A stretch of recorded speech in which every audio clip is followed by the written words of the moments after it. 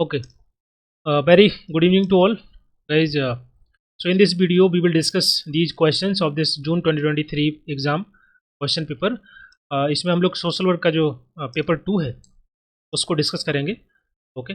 इसमें जो हमारा जून का एग्ज़ाम हुआ था अभी कल ही प्रोविजनल आंसर किया हुआ है, तो उसके आधार पे ये जो क्वेश्चन पेपर है उसको डिस्कस करेंगे. आप लोग इससे मैच करा सकते हैं कितने आपके करेक्ट हैं और कौन कौन से क्वेश्चन को चैलेंज कर सकते हैं उसको भी डिस्कस करेंगे. कितने क्वेश्चन ऐसे हैं जिनको चैलेंज किया जा सकता है और कुछ ऐसे क्वेश्चन हैं जिनको चैलेंज नहीं कर सकते.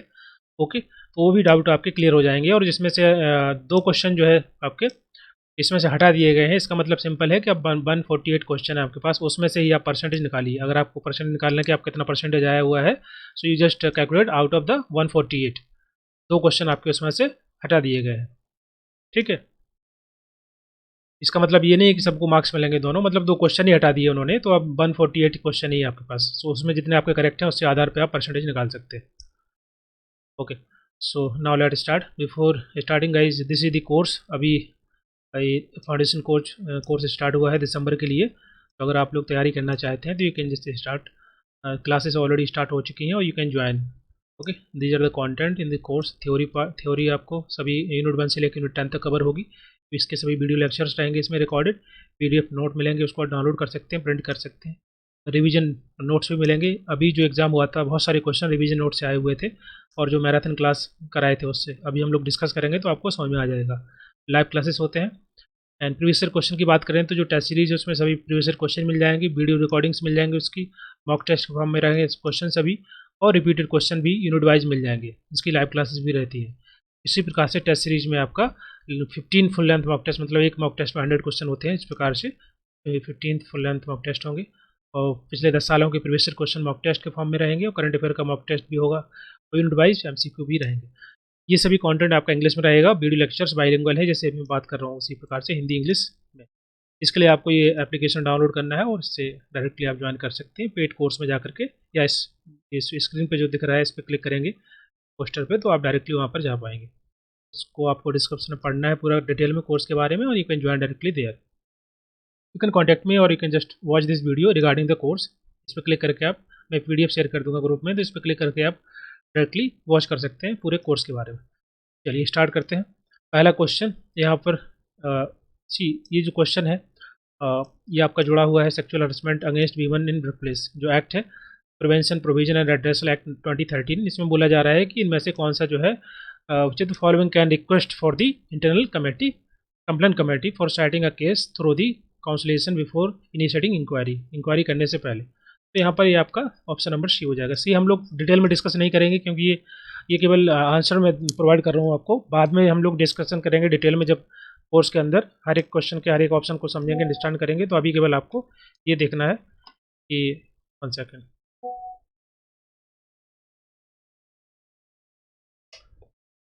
Okay fine.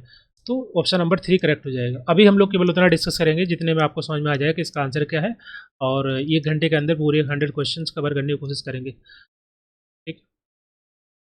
Question number 2, arrange the philosophical and the mythological approach in the correct sequential order. सही क्रम में लगाना है. इसका आंसर आपका C हो जाएगा. पहला ऑन्टोलॉजी आएगा, थ्योरेटिकल ओरिएंटेशन C. जैसे हम जब भी रिसर्च करते हैं तो पहले हमको अंडरस्टैंड करना होता है किसी फिनोमेना को. जैसे फॉर एग्जांपल अगर हम स्टडी करना चाहते हैं होमलेसनेस पे, ओके, या पॉवर्टी पे, तो पॉवर्टी को हमको अंडरस्टैंड करने का क्या क्या फैक्टर्स हैं, क्या क्या उसका कॉज है, कौन कौन से कारण है जिसकी वजह से पॉवर्टी है, कौन कौन से फैक्टर हैं जो कि रिस्पॉन्सिबल है उसके लिए, उसको हम बोलते हैं ontology. Okay. Theoretical framework develop करना, उसी के रिगार्डिंग हम जब भी रिसर्च करते हैं तो उसके रिगार्डिंग एक थ्योरेटिकल फ्रेमवर्क डेवलप किया जाता है जिसके आधार पर हम लोग स्टडी करते हैं, उसको बोलते हैं थ्योरेटिकल ओरिएंटेशन. ओके. जैसे आप रिसर्च करेंगे, जब देखेंगे कि जब थ्योरी पढ़ने के बाद हम लोग एक थ्योरेटिकल फ्रेमवर्क डेवलप करते हैं, उसको आधार मान करके हम उसके आधार बना करके हम लोग जो है स्टडी करते हैं, उसको बोलते हैं theoretical orientation. Epistemology, research design and research approach. Approach का मतलब मैथोलॉजी है, तो मैथोलॉजी हम लोग या उसको किस प्रकार से रिसर्च करना है वो आपका लास्ट में आता है. डिजाइन बनाते हैं, उसके बाद अप्रोच फॉलो करते हैं. तो पहला वाला करेक्ट हो जाएगा. Question number next 3. यहाँ पर ये ISO के बारे में मैंने ऑलरेडी बताया हुआ था, आप लोगों ने आई होप सही मार्क किया होगा. इसका आंसर आपका 4th हो जाएगा. ISO 900/2015 आपको जुड़ा है क्वालिटी मैनेजमेंट. ये सभी मैंने लिखे हुए थे नोट्स के अंदर. जो रिवीजन नोट्स हैं उसमें भी आई थिंक 2-3 इसमें से है. तो अगर आप एक का भी करेक्ट कर पाते तो आसानी से आंसर मार्क कर पाते. क्वेश्चन नंबर 4, यहाँ पर कुछ थ्योरी दी गई है और टेक्निक्स एसोसिएट, मतलब एक थ्योरी है वो किससे जुड़ी हुई है। तो जैसे यहाँ पर लिखा है साइको एनालिसिस थ्योरी, आपको पता है सिगमंड फ्राइड के द्वारा दी गई है। पर्सन सेंटर्ड थ्योरी किसके द्वारा दी गई है, आपको पता होना चाहिए सभी। तो इस प्रकार से थ्योरी को पढ़ेंगे तो डिटेल में समझ जाएंगे कि ये साइको एनालिसिस थ्योरी है, बेसिकली ये जुड़ी होती है आपका सेकंड वाले से, activity that grow out of the interaction between the case work and the client और केस वर्क की यहाँ पर बात कर रहे हैं, दोनों के बीच में। सी अब हम लोग डिटेल में डिस्कस नहीं कर पाएंगे वो, क्योंकि इसमें बहुत टाइम लगता है। अगर आप डिटेल में डिस्कस करेंगे तो एटलीस्ट 20-15 मिनट चाहिए एक एक थ्योरी को डिस्कस करने में। तो you can just mark the answer, second वाला करेक्ट हो जाएगा। Question number next, which one 5, which of the following techniques is not use in the case study process. देखिए केस स्टडी मतलब होता है हम किसी फिनोमेना, किसी ग्रुप या किसी पर्टिकुलर पर्सन की स्टडी कर रहे होते हैं, तो उसके लिए हमको ग्रुप डिस्कशन नहीं चाहिए होता है ना। तो फोर्थ नहीं होगा, बाकी सभी होंगे। Social action is broadly consider as, उसको बोलते हैं कंसर्टेड एक्शन। कंसर्टेड एक्शन का मतलब क्या होता है, इसका मतलब सिंपल होता है कि जो बोल सकते हैं कि एक ग्रुप में मिल करके जो है एक्शन लिया जाता है, कोलैबोरेट करते हैं, लोग इकट्ठे होते हैं, फिर जो है एक्शन लेते हैं, उसको सोशल एक्शन बोलते हैं। कंसर्टेड, संगत, ओके, ग्रुपिंग करके कोलैबोरेटिव तरीके से, और आसान भाषा में बोल सकते हैं कंस्ट्रक्टिव तरीके से, constructive way of social action, that is called is concerted action.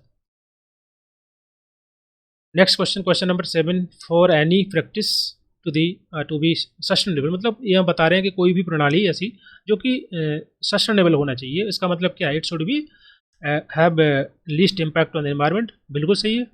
And also be profitable and practical for self survival, ये भी करेक्ट है। और generate the result which can't be quantify, quantify कर सकते हैं, अगर रिजल्ट हम क्वान्टिफाई नहीं कर पाएंगे तो कैसे पता चलेगा कि सस्टेनेबल है कि नहीं है। तो ये ऑप्शन नंबर सी गलत हो जाएगा। तो सी ऑप्शन जिसमें नहीं है वो वाला करेक्ट हो जाएगा, सेकंड वाला। तो ऑप्शन एलिमिनेशन मेथड भी आपको लगाना था। Question number 8, community organisation, very simple question, हम लोगों ने डिस्कस किया कई बार। तो ये कम्युनिटी ऑर्गेनाइजेशन का मतलब सिंपल है कि एक मेथड भी है, एक अप्रोच भी है, ओके। तो जहाँ पर हम जो प्रॉब्लम्स होती हैं, नीड्स होती हैं, उनको आइडेंटिफाई करते हैं, तो पहले तो ए आएगा। ए आएगा तो मतलब आपके दो ऑप्शन एलिमिनेट हो गए, इनमें ए नहीं है। अब देखिए इसमें बी और सी दोनों में कॉमन है, तो इसको देखना नहीं है। डी और ई देख लीजिए, इनमें अगर एक सही होगा तो बाकी ऑप्शन नंबर 4 करेक्ट हो जाएगा। जैसे कि मान लीजिए यहाँ लिखा है funding resources to deal with the community needs and problem, जो भी समस्याएं हैं, जो नीड्स हैं, उनके लिए फंडिंग रिसोर्स होना जरूरी है। तो मतलब रिसोर्स फाइंड करना, इकट्ठा करना, चाहे वो इंडिजिनस रिसोर्सेज हो, चाहे एनजीओ के द्वारा या किसी वेलफेयर एजेंसी के द्वारा दिए जाते हो, तो उनको इकट्ठा करना। तो ये सही है, मतलब ऑप्शन नंबर 4 करेक्ट हो जाएगा। क्वेश्चन नंबर 9, यहाँ पर बात कर रहे हैं United Nation conference on the human environment, जो कि 1972 में हुई थी स्टॉकहोम में, और the first major international gathering to discuss the concept of sustainability, इसके बारे में डिस्कशन हुआ था। तो सी करेक्ट हो जाएगा। इतने बेसिक क्वेश्चन आए हुए हैं, इसमें कुछ क्वेश्चन है डिफिकल्ट हैं, ऑफ कोर्स है, लेकिन ज़्यादा क्वेश्चन बहुत डिफिकल्ट नहीं है। जैसे कि यहाँ पर कल्चरल एंड एजुकेशन राइट की बात कर रहे हैं, ये क्वेश्चन 2 बार आया हुआ है। अगर आप अच्छे से पढ़ेंगे क्वेश्चन को, क्वेश्चन पेपर को, तो ये क्वेश्चन 2 बार आया हुआ है। तो कल्चरल एजुकेशन राइट आपका 29-30 है, तो C will be right answer. Question number next, ये हिंदी में है, ओके। इसको एक्चुअली जो पेपर मैंने लिया है स्टूडेंट से, तो उन्होंने शायद हिंदी में अटैम्प्ट किया होगा, इसलिए हिंदी में लिखा है, इनमें कौन सी योजनाएं मिशन शक्ति के अंतर्गत शामिल है। तो ये मैंने आई थिंक जब पेपर हुआ था तो जो मेमोरी बेस्ड क्वेश्चन थे उसमें मैंने बताया था कि बेटी बचाओ बेटी पढ़ाओ, ये भी करेक्ट है, और वन स्टॉप सेंटर भी इसमें है, स्वाधार गृह भी है, ओके। तीनों होंगे, तो आपका C will be right answer. Arrange the following in correct sequence order, देखो ये कितना आसान क्वेश्चन, हम लोग कई बार डिस्कस किए थे, मैराथन क्लास में भी डिस्कस किए थे, ओके। तो पहले आपका ओरल आएगा, फिर आपका एनएल, पैलिक, टेंसी, जेनेटल, यस, जल पाओ, GLPAO, ऐसे करके आप याद कर सकते हैं उल्टा करके, तो आपका 4th हो जाएगा। नेक्स्ट क्वेश्चन, क्वेश्चन नंबर 13, इसमें SDG गोल्स के बारे में बात कर रहे हैं। इसको क्या बोलते हैं, known as the transforming our world the 2030 agenda for sustainable development, very option number 2 will be right answer. बहुत ईजी क्वेश्चन है, ये आपका नोट्स में भी है, जो रिवीजन नोट्स हैं, और जो लाइव क्लासेस थी उसमें भी मैंने बताया था मैराथन क्लास में। 2 करेक्ट हो जाएगा।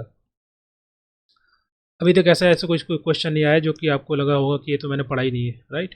नेक्स्ट, इसमें थ्योरी कंसेप्ट ऑफ होमोस्टेसिस, इसका मतलब क्या होता है, that is option number drive reduction theory. ये बेसिकली एक मोटिवेशनल थ्योरी है, उसको हम लोग पढ़ेंगे बाद में, तो उससे कंसेप्ट अराइज हुआ है। तो ये आपका ड्राइव रिडक्शन थ्योरी है, किस प्रकार से कम कर सकते हैं और ड्राइव जो चाय होती है उसको। क्वेश्चन नंबर 15, यहाँ पर आपका ये असेसन रीजन क्वेश्चन है, इसको समझिए। इसमें लिखा है कि almost all beggar are homeless, but all homeless are not beggar, is it right? कि सभी के सभी जो बेगर भिखारी होते हैं वो होमलेस होते हैं, तो ज़्यादातर ऑलमोस्ट बिल्कुल सही लिखा है, almost. But all homeless are not beggar, ये भी सही है। ओके, यहाँ लिखा होता है ऑल बेगर तो गलत हो जाता है, ऑलमोस्ट मतलब हो सकता है, लगभग लगभग तो आपका ये सही हो जाएगा। सेकंड लिखा है कि most of the programme for homeless are directed toward the eradication of beggary, beggary को ख़त्म करने के लिए जो है हम ये most of the programme for homeless, ऐसा नहीं है ना, बेगरी के लिए अलग प्रोग्राम, होमलेस मतलब शेल्टर प्रोवाइड कराना, वो अलग चीज़ है, तो ये सेकंड वाला गलत हो जाएगा। तीसरा ये देखो कितना कॉमन सेंस बेस्ड क्वेश्चन था, अगर आप उसको समझेंगे तो आसानी से आंसर लगा पाएंगे। ओके, बेगरी के लिए अलग है और शेल्टर प्रोवाइड कराने के लिए अलग बहुत सारे स्कीम्स हैं, है ना। क्वेश्चन नंबर 16, अब यहाँ पर टाइप 2 रट दिया गया। मैंने बताया था कितनी बार कि हाइपोथेसिस जो है, नल हाइपोथेसिस जो है अगर गलत होती है और उसको एक्सेप्ट कर लेते हैं तो आपका वो टाइप 2 रट कहलाता है, तो फोर्थ वाला करेक्ट हो जाएगा। कितनी बार डिस्कस किए थे हम लोग लाइव क्लास में भी और मैराथन क्लास में भी डिस्कस किए थे, ये नोट्स में भी था। Question number 17, some major landmark event in the evolution of the psychology are given below, यहाँ पर अरेंज करना है आपको सही क्रम में। तो पहले आपका क्या आएगा, फंक्शनलिज्म फॉर्मुलेटेड। देखो ये क्वेश्चन थोड़ा सा डिफिकल्ट है, मतलब ऐसे डायरेक्टली हम लोगों ने नहीं पढ़ा होगा, तो ये क्वेश्चन आप जो है बाद में, या बोल सकते हैं इसको आप छोड़ सकते थे, बाद में अटैम्प्ट कर लेते या तुक्का मार सकते थे अगर नहीं आपको समझ में आ रहा था। अदरवाइज आप थोड़ा सा समझेंगे तो समझ में आ जाएगा। जैसे बेहरलिज्म है ये बाद में आया, तो ये आपका सी लास्ट में आएगा, तो ऐसे आंसर आप एलिमिनेट कर सकते थे, अदरवाइज आप इसको बाद में भी अटैम्प्ट कर सकते थे। ठीक है, तो B will be right answer. Question number in which, next question आपका 18 नंबर है। In which year the book, यहाँ पर बुक का नाम दिया गया theory of social work practice, ये पब्लिश हुई थी 1964। ये फैक्चुअल इन्फॉर्मेशन है, आपको पता होना चाहिए। नेक्स्ट देखो ये क्वेश्चन डायरेक्टली नोट से आया हुआ है, हम लोग डिस्कस भी किए थे जब मैराथन क्लास का लास्ट जिस दिन एग्जाम था उसके एक दिन पहले शाम को हम लोग डिस्कस कर रहे थे कि जो कॉन्फ्रेंस थी, वर्ल्ड कॉन्फ्रेंस फॉर द बीमन, जो डिफरेंट सिटी में हुई थी, आपको सही क्रम में लगाना था। तो इसका right answer Mexico, Copenhagen, Nairobi and Beijing, fourth correct हो जाएगा। Question number which which is the area of counselling that engage least number of, देखिए यहाँ लिखा है कि इंडिया के अंदर ये काउंसलिंग दी जाती है सोशल वर्कर के द्वारा ना, तो कौन सा एरिया है जहाँ पर सबसे कम काउंसलिंग दी जाती है, तो वो आपका है ब्रिमेंट काउंसलिंग, मतलब जब किसी की डेथ हो जाती है तो जो शोक होता है उसको उसके लिए काउंसलिंग दी जाती है, तो बहुत कम ऐसा होता है, लोग ऐसी काउंसलिंग नहीं लेते हैं इन generally, so that is not more famous in our country. So option number D correct हो जाएगा, जहाँ पर ज़्यादा एंगेजमेंट नहीं है। क्वेश्चन नंबर 21, अरेंज करना है सही क्रम में, तो ये बहुत आसान क्वेश्चन है, हम लोगों ने डिस्कस किया था, ये कई बार क्वेश्चन डिस्कस किया हुआ है। देखो इसको समझो, इंटीमेसी पहले नहीं आएगा, इंटीमेसी मतलब होता है कि बेहतर रिश्ते डेवलप कर लेना, तो वो तो बाद में आएगा ना, पहले पहले तो आता है आपका एक इंट्रोडक्शन शुरुआती, जहाँ पर हम बोल सकते हैं संबंध बनाना, that is pre affiliation, D आएगा पहले, तो डी पहले आएगा, आपके दो ऑप्शन एलिमिनेट हो गए, सी दोनों में कॉमन है। अब उसके बाद बी और ई में देख लीजिए, बी और ई। पावर एंड कंट्रोल मतलब होता है कि जहाँ पर कन्फ्लिक्ट अराइज होता है, कन्फ्रंटेशन अराइज होता है, तो इसके बाद तुरंत हो जाता है ना पावर एंड कंट्रोल, तभी उसके बाद नॉर एक जो स्टेज है आपका नॉर्मिंग वाला वो आएगा।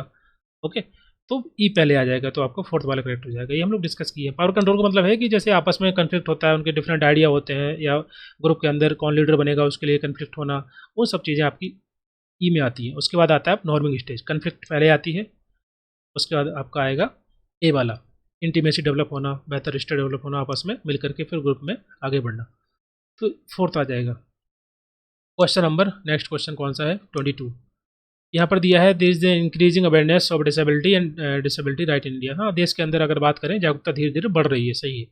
दूसरा लिखा है कि जो नंबर ऑफ डिसेबल्ड कंडीशंस थी उनको बढ़ा दिया गया है, 21 कर दिया गया है अंडर दिस RPW एक्ट 2016, ये करेक्ट है, दोनों सही कथन है, इजी क्वेश्चन है। क्वेश्चन नंबर 23, यहाँ पर लिखा है कि अरेंज करना सही क्रम में, आपको जो स्टेप्स दिए गए हैं डिसीजन मेकिंग के। सी सबसे पहले डिसीजन मेकिंग में क्या होता है, प्रॉब्लम को आइडेंटिफाई करते हैं कि समस्या है क्या बेसिकली, तो पहले ए आएगा, मतलब बी ऑप्शन जहाँ है उसको एलिमिनेट कर दीजिए, सी वाला हटा दीजिए। अब देखिए बी कॉमन है दोनों में, देखना नहीं है, सी और डी में देखिए कौन पहले आएगा, selecting the best alternative solution और डेवलपिंग अल्टरनेटिव, तो पहले क्या आएगा, पहले डेवलप करेंगे ना तभी तो सेलेक्ट करेंगे, तो डेवलप करने के लिए पहले आप डी आएगा, डी आएगा तो थर्ड वाला करेक्ट हो जाएगा। तो ऑप्शन एलिमिनेट करना आपको सीखना होगा, जो लोग जो है यूज नहीं करते elimination method. Next question, question number 24, अब यहाँ पर दिया गया है आपका इंडिजिनाइजेशन के बारे में, मतलब स्वदेशीकरण जिसको बोलते हैं, स्वदेशीकरण, कि जैसे फॉर एग्जांपल अगर बेस्ट एग्जांपल देखें तो कम्युनिटी, जो ट्राइबल कम्युनिटी है तो उनका जो होता है, चूँकि उनके अगर हम विशेषता की बात करें, कैरेक्टरिस्टिक्स की बात करें, तो ओके उनकी भाषा अलग होती है, एक पर्टिकुलर जियोग्राफी में रहते हैं, डिफरेंट कैरेक्टरिस्टिक्स होती है, डिफरेंट फीचर होते हैं, तो बोल सकते हैं कि उनका एक जियोग्राफिकल बाउंड्री होती है, उनका एक अपना थॉट प्रोसेस होता है, एक कल्चर होता है, ओके, और उस चीज़ को फॉलो करते हैं। तो यहाँ पर बेसिकली यही बात कर रहे हैं कि जो इंडिजिनाइजेशन है एक is the flaw for the self awareness and rejection of the warrior conscious. मतलब सही बात है कि अगर आप इसको फॉलो करेंगे तो फिर कहीं ना कहीं आप रिजेक्ट करेंगे जो सेल्फ अवेयरनेस है, अपने आप को जानना, अपने आप को जो जागरूकता उसको बोल सकते हैं, okay. And emphasising on the need of the inside view. Inside view मतलब वही जो कम्युनिटी व्यू है, जो कम्युनिटी की जो फीलिंग है, ओके, वो कल्चर की फीलिंग है, जो उसी को मानना, उसी को फॉलो करना, उस पर ज़्यादा जोर देना, तो ये सही बात है। और दूसरा यहाँ पर लिखा है कि that should not lead to the narrow, okay, parochialism और to the fragmentation of the single discipline into several insulated system of thoughts based on the geographical boundary. तो ये भी सही लिखा है कि मतलब बेसिकली ये बात कर रहे हैं यहाँ पर कि जो स्वदेशीकरण है, इससे क्या हो सकता है, बोल सकते हैं कि जो लोग हैं वो संकुचित होते हैं एक पर्टिकुलर कल्चर को लेकर के, या बोल सकते हैं भाषा को लेकर के, ज्योग्राफिकल बाउंड्री को लेकर के, अपनी एथिनिसिटी को लेकर के, ओके। तो यहाँ पर ये बोला गया है, तो ये दोनों कथन सत्य हैं, इसको पढ़ेंगे तो समझ में आ जाएगा बेसिकली क्या बोला जा रहा है। बहुत ज़्यादा उदारता नहीं होती है अगर, और जो एक बोल सकते हैं कॉन्शियसनेस होती है, सेल्फ कॉन्शियसनेस, वो डेवलप नहीं हो पाती है, सेल्फ अवेयरनेस डेवलप नहीं हो पाती है, ये यहाँ पर फोकस किया जा रहा है। Next question 25, which method of social work involve the social work working with the group work. Easy question है। Next question, question number which the following role of social worker is more intensively engage in the with the client. Enabler का मतलब होता है कि जहाँ पर हम मदद करते हैं, हेल्प करते हैं, उसको समर्थन देते हैं, हेल्प उसको बोलते हैं इनेबलर। तो वो करेक्ट हो जाएगा जहाँ पर सोशल वर्कर ज़्यादा इंगेज होता है क्लाइंट के साथ। इनेबलर, इनेबल करना पर्सन को जो है बेहतर बनाने के लिए, उसको इनेबलर बोलते हैं, या समर्थ बनाने के लिए सोशल वर्कर जब इन्वॉल्व होता है तो एज ए इनेबलर। इनेबलर मतलब होता है कि जो पर्सन है, अगर वो जो है उसके अंदर उसकी जो विल पावर है उतनी स्ट्रांग नहीं है, कोई डिसीजन नहीं ले पा रहा है, तो उसको इनेबल कैसे कर देंगे, कौन कौन से हम मेथड थेरेपी यूज़ कर सकते हैं, मॉडल यूज़ कर सकते हैं, अप्रोच यूज़ कर सकते हैं, ताकि पर्सन को उसको जो है वो खुद डिसीजन लेने में काबिल हो जाए, उसको बोलते हैं इनेबलर। क्वेश्चन नंबर 27, ये हिंदी में लिखा है, इसको पढ़ लेना। इसका राइट आंसर ऑप्शन नंबर कौन सा है, आई थिंक इसका ऑप्शन नंबर डी होगा। एक बार देख लेना क्या लिखा है हिंदी में, थोड़ा बहुत डिफिकल्ट लिखा है, मुझे समझ में नहीं आ रहा है, ठीक है। क्वेश्चन नंबर 20, जिसने अटेम्प्ट किया होगा उसने इसमें हिंदी में पढ़ा होगा, तो इसी वजह से जब प्रिंट करते हैं तो उसी भाषा में आता है, ओके। क्वेश्चन नंबर 20, अब देखो ये क्वेश्चन है हम लोगों ने मैराथन क्लास में किया था, है थ्योरी की प्रैक्टिस कर रहे थे, थ्योरी की जो क्लासेस थी जिसमें थ्योरी डिस्कशन कर रहे थे, उसमें मैंने बताया था कि जो इवाब पॉवलोव की थ्योरी है, क्लासिकल कंडीशनिंग थ्योरी, सबसे पुरानी थ्योरी है, जिसमें बताया किस प्रकार से बिहेवियर को बदलते हैं, चेंज कर सकते हैं थ्रू दी कंडीशनिंग। कंडीशनिंग मतलब होता है पेयरिंग करना, ग्रुपिंग करना। तो यहाँ पर जो डॉग था उसको जो है फूड के साथ बेल, घंटी बजाई गई, तो कंडीशनिंग करने के लिए। तो पहले फूड क्या होता है, अनकंडीशनल स्टिमुलस होता है, डॉग सेलिब्रेट करेगा, वो अनकंडीशनल रिस्पांस होता है, क्योंकि डॉग तो सेलिब्रेट करेगा ही फूड को देख करके, तो कोई कंडीशनिंग नहीं है। जब बेल कंडीशनिंग की जाती है तो उसको बोलते हैं कंडीशनिंग, ओके। रिस्पांस भी कैसा करेगा, कंडीशनल रिस्पांस करेगा। तो यहाँ पर यही बोल रहे हैं कि जो बेल है, what does the bell signify, bell जो है वो एक कंडीशनल स्टिमुलस हो जाएगी, क्योंकि फूड तो अनकंडीशनल होता है, फूड को देख करके तो सबको मुंह में पानी आता है, राइट। बेल को देख कर नहीं आएगा ना। अगर हम बेल को कंडीशनिंग कर देते हैं फूड के साथ, तो बेल को देख करके या बेल बजने पर डॉग सेलिब्रेट करेगा, इसका मतलब वो है बेल अब कंडीशनिंग की तरह काम करेगी, कंडीशनिंग हो चुकी है, तो वो CS कहलाएगा। मैंने डिटेल में डिस्कस किया था इसको। Question number 29, indigenous social work require sensitivity to local culture and कंड। बिल्कुल सही बात है, इसका फोकस ही होता है सोशल, इस इंडिजिनियस सोशल वर्क का स्कोप होता है कि जो इंडिजिनियस कम्युनिटी है जो है उनका लोकल जो कल्चर है, कॉन्टेक्स्ट है, वो सब पे ज़्यादा फोकस करना। Ethnocentric form of indigenous social work would be counter productive. ये काउंटर प्रोडक्टिव हुआ, ये बात ठीक है, क्योंकि हम अगर ज़्यादा फोकस करेंगे, एथनोसेंट्रिक मतलब होता है कि अपना जो एथनिसिटी है उस पर ज़्यादा फोकस करना, उसको सुपीरियर मानना, उसको बेस मान करके दूसरे एथनिसिटी को कंपेयर करना, ओके, या उसको इन्फीरियर साबित करना, या उसको बोल सकते हैं प्रोडक्शन या इन्फ्लुएंस डेवलप करना दूसरे एथनिसिटी के बारे में, तो उसको बोलते हैं एथनोसेंट्रिज्म।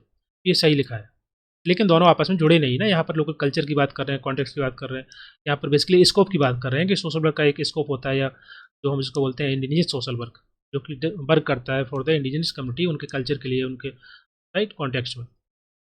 दोनों बात सही है, आपस में जुड़े नहीं है बस। क्वेश्चन नंबर 30, यहाँ पर कम्युनिकेशन के बारे में क्वेश्चन है, तो कम्युनिकेशन के बारे में कौन सा करेक्ट आंसर होगा, देखो यहाँ पर देखिए ऑप्शन को भी और देख करके आपको आंसर लगाना है। जैसे यहाँ पर डी लिखा है, तो डी अगर हम एलिमिनेट कर पाएंगे तो दो ऑप्शन आपके एलिमिनेट हो जाएंगे। जैसे लिखा है barrier to communication can be remove by taking perception. अब परसेप्शन है, हर धारणा बना करके हम कैसे कम्युनिकेशन बैरियर को रिमूव कर सकते हैं, तो गलत है, तो डी तो नहीं होगा। अब आ जाइए दो ऑप्शन में, जहाँ पर बी और बी कॉमन है, मतलब इन दोनों को देखना नहीं है, ए और सी को देख लो। सी क्या लिखा है, ए क्या लिखा है, देख जैसे कि semantics barrier concern with the meaning of the speech form. Basically ये बात करता है आपका जो शब्द को लेकर के, स्पीच फॉर्म को लेकर के, जिसको हम सेमेटिक बैरियर बोलते हैं। तो पहला वाला कथन सत्य है, तो पहला कहीं सही होगा जाएगा, तो सेकंड वाला करेक्ट हो जाएगा। Question number 31।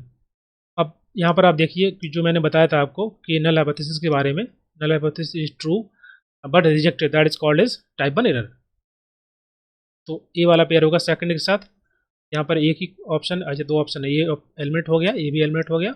अब बी वाला देखो कॉमन है, इसको देखना नहीं है। सी को देख लीजिए, list of sampling element from which sample is selected, जहाँ से सिलेक्ट सैम्पल हमने लिए हैं वो उसको हम क्या बोलते हैं, फ्रेम, सैम्पलिंग फ्रेम बोलते हैं। तो फोर्थ आएगा, सी फोर्थ आएगा, तो आपका 3 वाला करेक्ट हो जाएगा। Next question 32। अब यहाँ पर गवर्नमेंट के द्वारा जो इनिशिएटिव लिए गए हैं basically for protection of children, बच्चों को बचाने के लिए, प्रोटेक्ट करने के लिए कौन कौन से मेजर लिए गए हैं। तो इनमें पहला जो है ये भी सही है, जो एक्ट था sexual offence act was amended 2019, और ये बेटी बचाओ बेटी पढ़ाओ भी स्कीम करेक्ट है, तो ये भी दोनों करेक्ट हो जाएंगे। बाकी के IPC में किसी प्रकार का अमेंडमेंट या चेंजेस नहीं हुए हैं। ओके, तो ये वाला डी होगा नहीं, तो डी नहीं होगा, तो बाकी के ऑप्शन आप ऐसे एलिमिनेट कर सकते हैं, तो एक ही ऑप्शन बचा। Question number 33। अब इसका नाम आपको पता होना चाहिए था, अदरवाइज तो ये डिफिकल्ट क्वेश्चन बोल सकते हैं, या फैक्चुअल डेटा है तो अगर आपको याद नहीं है तो तुक्का मार सकते हैं। तो इसका पहला आंसर करेक्ट हो जाएगा। Okay, London society for organisation charitable relief and repressing mendicancy. Question number 34 about the, इसमें क्या लिखा है जी, यूजेनिक्स, इसका मतलब क्या होता है, बेसिकली ये पूछ रहे हैं। हिंदी में इसको बोलते हैं सुजात। यूजेनिक्स, यूजेनिक्स का मतलब क्या होता है, इसका मतलब होता है कि जो रेस है, कोई भी ह्यूमन रेस है, उसको बेहतर करना, उसको बेहतर बनाना, उसको शुद्ध करना या प्यूरिफिकेशन करना। ओके, तो ह्यूमन रेस को, तो यहाँ पे लिखा है improving human race through the selective breeding, ये करेक्ट अगर हो जाएगा। ऑप्शन नंबर डी देखिए, इसमें प्यूरिफिकेशन ऑफ रेस, दोनों आपस में जुड़े हैं, तो अगर ए और डी तो सही होना चाहिए, या तो दोनों सही होंगे या दोनों गलत होंगे, क्योंकि आपस में जुड़े हुए हैं ना। तो ए और डी ऑप्शन में देखिए कहाँ कहाँ पर है, ए और डी आपस में किसी में है नहीं, केवल एक ही ऑप्शन है।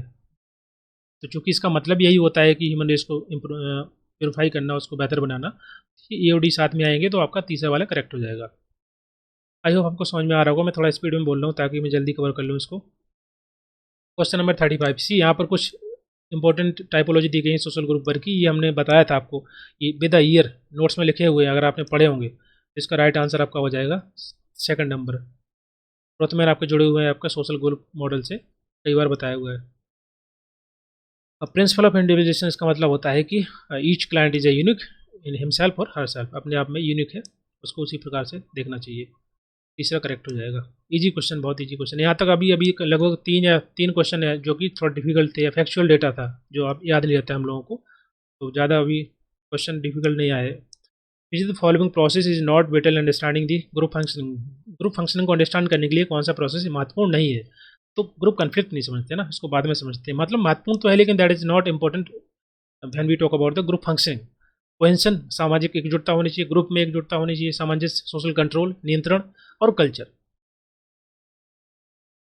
नेक्स्ट क्वेश्चन, क्वेश्चन नंबर 38 में दिया गया है, बेसिकली यहाँ पर बात कर रहे हैं सस्टेनेबल डेवलपमेंट की जो डेफिनेशन थी, development that meet the need of present, future की जो है जनरेशन्स की जो ज़रूरतें हैं उनको कंप्रोमाइज ना करते हुए प्रेजेंट टाइम की नीड्स को फुलफिल करना, बेसिक जो डेफिनेशन है सोशल सस्टेनेबल डेवलपमेंट की।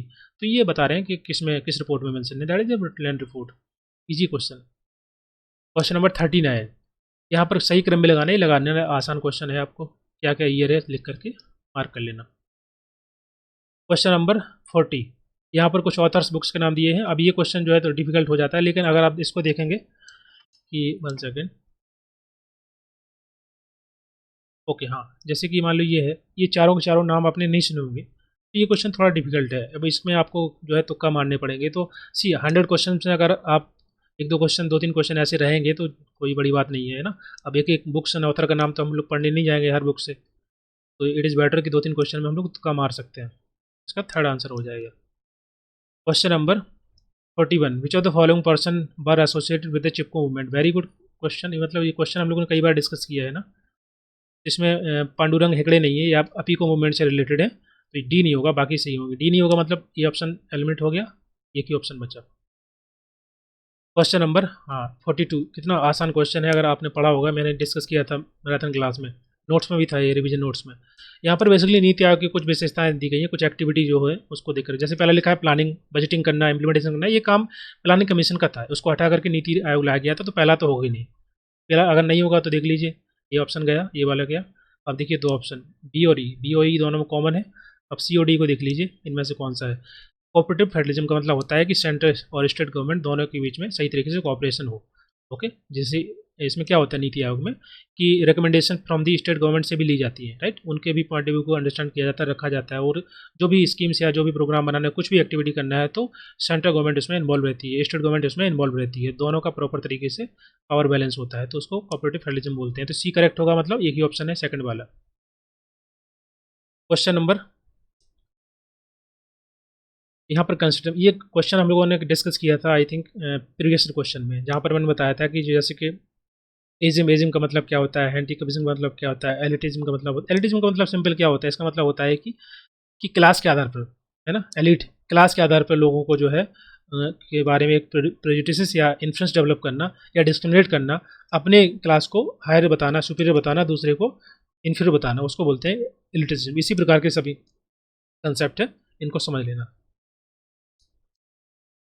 Question number 44, social workers work in diverse culture setting, which the following social और values fundamental in developing the culture competency. मतलब सिंपल है कि जो डाइवर्सिटी है उसको अप्रिशिएट करना, मानना, स्वीकार करना, विविधता को सम्मान देना, जब बात करेंगे कल्चर सेटिंग की। क्वेश्चन नंबर 45, अब यहाँ पर कुछ इंपॉर्टेंट नाम दिए गए हैं, जैसे HY सिद्दीकी है, ग्रेस मैथ्यू, DK लालदास, ये इनकी बुक थी, बुक आपने पढ़ा होगा शायद। ओके, तो ये जुड़े हुए आपके सोशल वर्क रिसर्च से। और इसके अलावा तो आपका क्या आंसर हो जाएगा, मैच करेंगे सी का फोर्थ के साथ, तीसरा वाला करेक्ट हो जाएगा, और पेयर कर लेना। ओके, ये सब आप लिख लेना, नेक्स्ट एग्जाम में आएंगे अगर इनमें से, तो सही कर देना, गलत मत कर देना, तो ये सब लिख लेना। क्वेश्चन नंबर 46, यहाँ पर रिसर्च के बारे में पूछ रहे हैं, जो बोल रहे हैं कि इंटरप्रेटिज्म रिसर्च के बारे में बात करें। इसका मतलब होता है कि जो रियलिटी है ये बोलते हैं सब्जेक्टिव है। इसका मतलब है कि जो कुछ हमको देखना है, अंडरस्टैंड करना है, उसको हम देखेंगे, इंपेरिकली स्टडी करेंगे, समझेंगे, ऑब्जर्व करेंगे, उसको बोलते हैं इंटरप्रिटिज्म। जो जनरली क्वालिटेटिव स्टडी होती है, जैसे हम किसी कल्चर की स्टडी कर रहे हैं, कहीं पर जाकर के स्टडी कर रहे हैं, उनको देख रहे हैं, अंडरस्टैंड कर रहे हैं।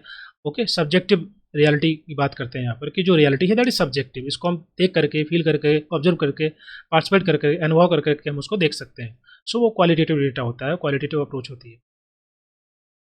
क्वेश्चन नंबर 47, यहाँ पर ग्रुप वर्क की बात कर रहे हैं, तो ग्रुप वर्क के बारे में कौन सा करेक्ट, चारों करेक्ट है, तब ABCD पढ़ लेना, आसान क्वेश्चन है। क्वेश्चन नंबर 48, यहाँ पर बोला जा रहा है कम्युनिटी ऑर्गेनाइजेशन के बारे में, which the following are the aim and objective of the community organisation. पहला तो यही होता है, देखो पहला लिखा है इसमें, to increase the wealth of community people, लोगों की वेल्थ को बढ़ाना, ऐसा होता है, ऐसा नहीं है ना, उनकी समस्याओं को सॉल्व करना होता है, कम्युनिटी पार्टिसिपेशन बढ़ाना। ओके, तो ये करेक्ट हो जाएगा। To develop leadership in the community, उसको बिल्डअप करना बिल्कुल जरूरी होता है, कम्युनिटी कॉन्शियसनेस को डेवलप करना, ये भी करेक्ट हो जाएगा। पर्सनल इंटरेस्ट पे फोकस नहीं करते ना, तो ये भी नहीं होगा, तो आपका तीसरा वाला करेक्ट हो जाएगा। क्वेश्चन नंबर 49, अब यहाँ पर बात कर रहे हैं कि social worker to study socio religious reform movement India. हम लोग क्यों पढ़ते हैं, क्यों स्टडी करते हैं, और यहाँ पे लिखा है what are the key reason for social worker, कि हम स्टडी पढ़ें, स्टडी करें सोशियो रिलीजियस रिफॉर्म्स की, ताकि हम समझ पाएँ कि सोसाइटी के अंदर किस प्रकार की प्रॉब्लम्स होती है। ओके, क्या सोशल इविल्स पहले रहे हैं, उसको कैसे टैकल किया गया, किस प्रकार के मूवमेंट चलाए गए, कौन किसने मूवमेंट चलाए, उनकी क्या विचारधारा थी, किस प्रकार को टैकल किया, कैसे चैलेंज किया, ताकि उसको हम समझें। पास्ट को इसलिए पढ़ा जाता था कि प्रेजेंट टाइम में और फ्यूचर में जो है आके हम उसके अपनी जो भी गलती अगर पहले हुई है उसको सही कर पाएँ, ठीक कर पाएँ। तो इसलिए पास्ट को समझना जरूरी होता है, ताकि प्रेजेंट को और फ्यूचर को बेहतर बना सके। तो ये ABCD चारों हो जाएंगे। Charity organisation society CVS was establish in 1877 in USA। तो कहाँ पर, see Buffalo is the city in the New York, New York is the state in the USA। तो दोनों सही है, लेकिन अब चूंकि इन दोनों में से आपको मार्क करना है, तो न्यूयॉर्क मार्क कर सकते हैं, क्योंकि न्यूयॉर्क क्या है, एक आपका स्टेट है, और बफेलो एक क्या सिटी है। तो दोनों ही करेक्ट है, आपका पहला वाला मार्क कर सकते हैं। अब इसमें देखो क्लेम मत कर देना, क्योंकि ये दोनों सही है ना, तो आपने सेकंड मार्क किया होगा तो आई थिंक आपको नंबर मिल सकते हैं। ओके, अब अदरवाइज थोड़ा सा अंडरस्टैंड करना होता है कि जब दो ही ऑप्शन बहुत क्लोज हैं तो वो देखना होता है कि जो ज़्यादा करेक्ट हो। ओके, तो न्यूयॉर्क जो है स्टेट है तो पहले आएगा, तो न्यूयॉर्क वाला करेक्ट हो जाएगा। National policy on voluntary sector बाज अप्रूव्ड इन विच ईयर 2007। ये फैक्चुअल क्वेश्चन है, पता होना चाहिए। क्वेश्चन नंबर 42, एथनोसेंट्रिज्म जो अभी मैंने बात की थी। एथनोसेंट्रिज्म मतलब एथनिसिटी को लेकर के एक सुपीरिटी बोल सकते हैं, सुपीरियर या काइंड ऑफ डिस्क्रिमिनेशन करना to the other ethnicity people. जैसे मान लीजिए एक पर्सन है, वो एक पर्टिकुलर ए एथनिसिटी का है, तो वो अपने आप को बेस्ट समझेगा, सुपीरियर मानेगा और डिस्क्रिमिनेट करेगा दूसरी बी एथनिसिटी वाले पर्सन या उनके ग्रुप को। ओके, उसको बोलते हैं एथनोसेंट्रिज्म। तो that is in group, group की बात करते हैं, अंतर समूह। क्वेश्चन नंबर 53, अभी एक काम करते हैं, दो पार्ट में कर लेते हैं इसको। पार्ट 1 हो गया, अभी पार्ट 2 में 53 से लेकर बाकी के क्वेश्चन हम लोग डिस्कस कर लेंगे। Okay, thank you so much.